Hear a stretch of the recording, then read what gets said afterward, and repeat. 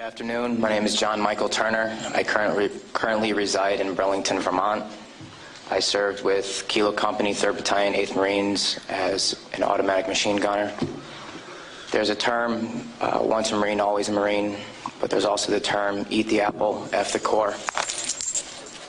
I don't work for you no more.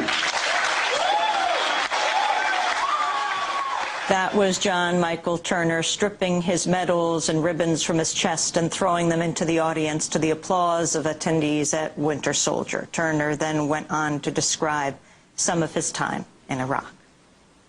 On April 18th, 2006, I had my first confirmed kill.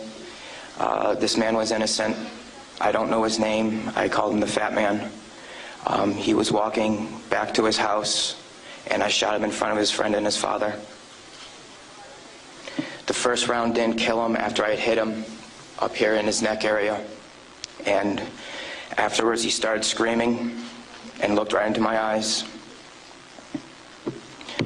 So I looked at my friend who I was on post with, and I said, well, I can't let that happen. So I took another shot and took him out.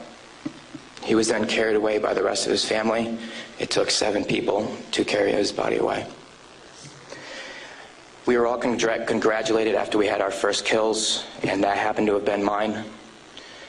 My company commander personally congratulated me, as he did everyone else in our company. This is the same individual who had stated that whoever gets their first kill by stabbing them to death will get a 4-day pass when we return from Iraq.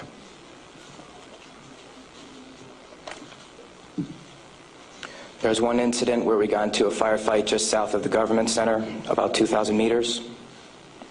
We had no idea where the fire was coming from, and the way our rules of engagement were, pinpoint where the fire is coming from and throw a rocket at it.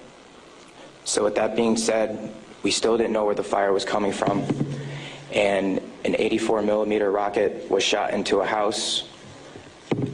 I do not know if there was anyone in it. We do not know if that's where the fire was coming from, but that's what was done. Please go to the next image.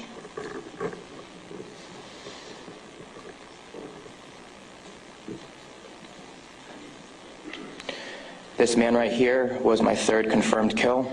As you can see, he was riding his bicycle. Later on in the day, we went ahead and we had CBS Laura Logan with us, but she was with the other squad.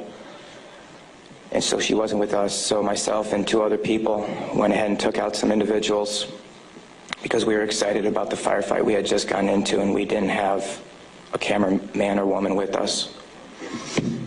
With that being said,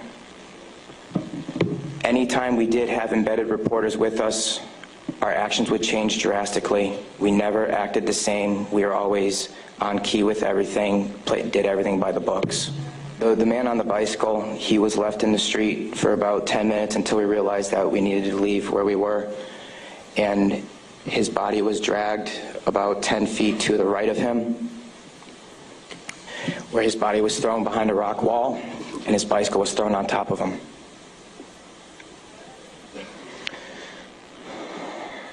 Another thing that we used to do a lot was recon by fire, where we would go ahead and try to start a firefight if we felt threatened in any way, shape, or form.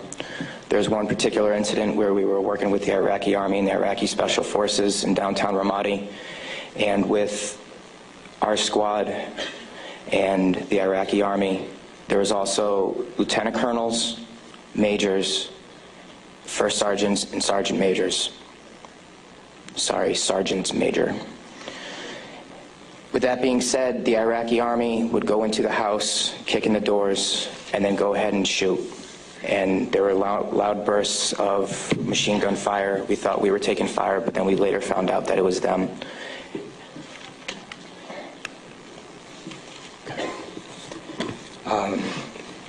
House raids.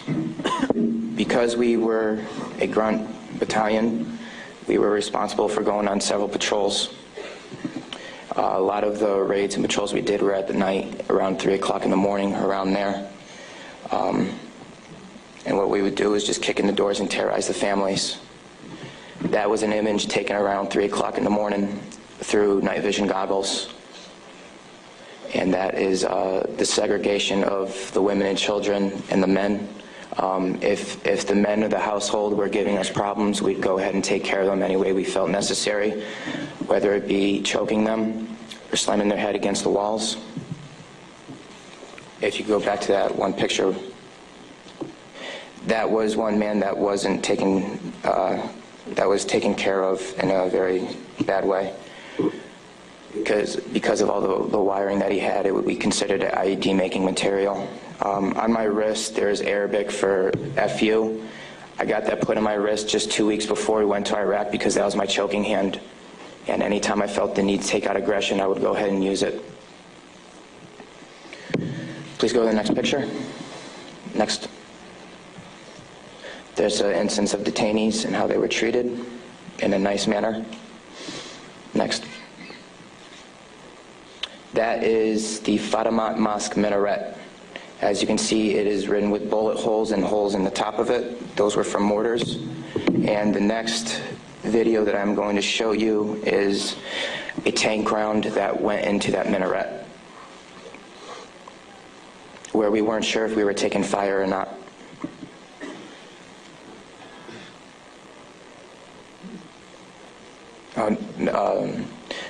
I'll talk about this one. This is after one of the guys in a weapons company had gotten shot. This is a way that we would take out our aggression. For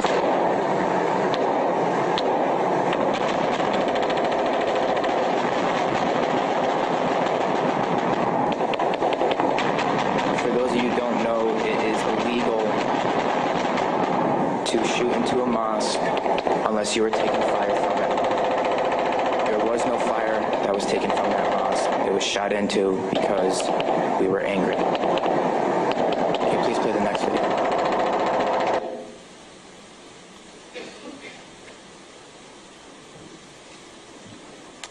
We are on ice cream, trying to suppress the blue and white minaret named Fatimat al-Zahra. I'll raise your hell risk. Go ahead and take another tape around that building over. That's that mosque door.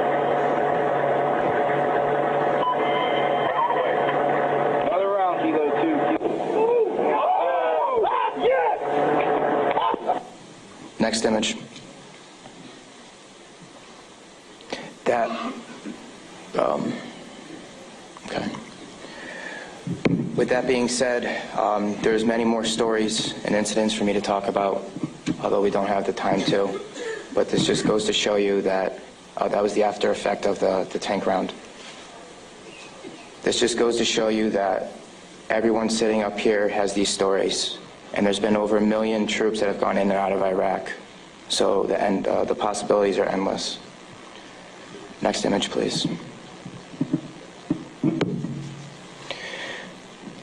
The reason I am doing this today is not only for myself and for the rest of society to hear, but it's for all those who can't be here to talk about the things that we went through, talk about the things that we did. Next image.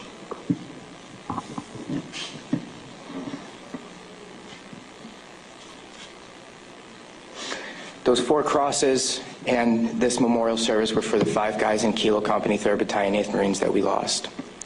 Throughout our unit, we had 18 that got killed.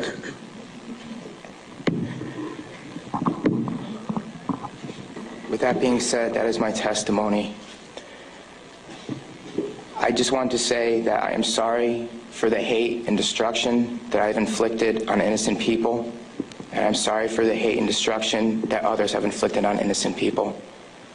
At one point, it was okay, but reality has shown that it is not, and that this is happening, and that until people hear about what is going on with this war, it will continue to happen and people will continue to die.